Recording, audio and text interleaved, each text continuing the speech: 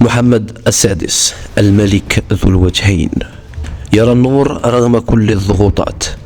أخيرا ظهر الفيلم الوثائقي محمد السادس الملك ذو الوجهين للعلن، حيث تحدت القناة الألمانية دويتشه فيلي كل الضغوطات التي مورست عليها من طرف القصر العلوي في الرباط، وبثت الفيلم الوثائقي في موعده المحدد، مثيرة العديد من التساؤلات حول 20 عاما من حكم الملك العليل.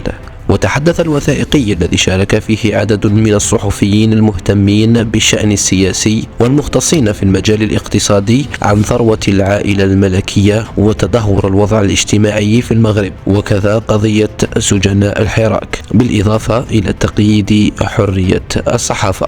السلام عليكم، لا تنسوا الإعجاب بالفيديو والاشتراك في القناة تشجيعا لنا لنستمر بنشر المزيد إن شاء الله. ثروة العائلة الحاكمة تتزايد في دولة تعاني ركودا اقتصاديا.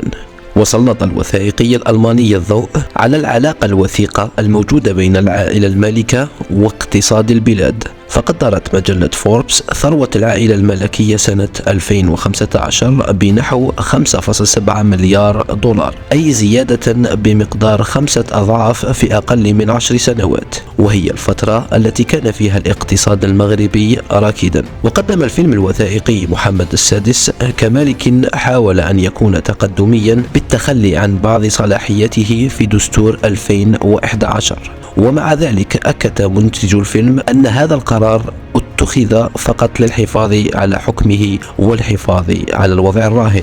كما أكد الفيلم على أنه على الرغم من المظاهر فإن المغرب ليس بلدا ديمقراطيا حقا. من بين المتحدثين في الفيلم الوثائقي الناشط المغربي نور الدين عيوش، الذي جادل بأنه لا يمكن اعتبار المغرب دولة ديمقراطية، استبداد ملكي يقابله حراك الريف.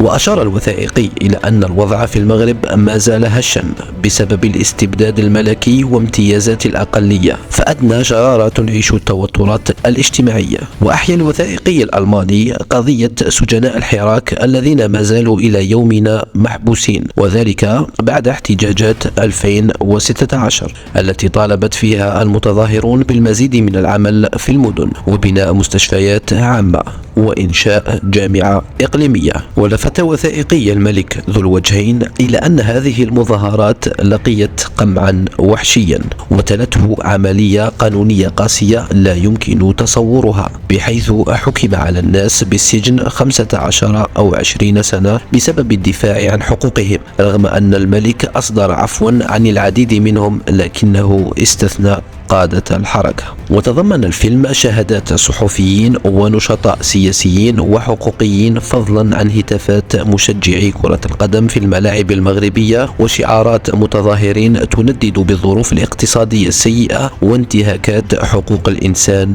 في البلاد، تناقضات وتحديات النظام السياسي المغربي. وسلط هذا الفيلم الوثائقي المثير للجدل الضوء على التناقضات والتحديات التي تواجه المغرب في مجالات الحكم وحقوق الإنسان والديمقراطية. كما أثار بث هذا الفيلم من قبل دي دبليو جدلا حول الطبيعة الحقيقية لعهد محمد السادس والحاجة إلى إصلاحات سياسية واجتماعية أعمق في المغرب. وكشف الفيلم الوثائقي محمد السادس الملك ذو الوجهين الحقائق الخفية والجوانب المثيرة للجدل في عهد محمد السادس، بالإضافة إلى تسليطه الضوء على تحديات وتناقضات النظام السياسي المغربي، داعيا إلى مناقشة الإصلاحات اللازمة لإرساء ديمقراطية حقيقية وتحسين الظروف المعيشية للمواطنين المغاربة.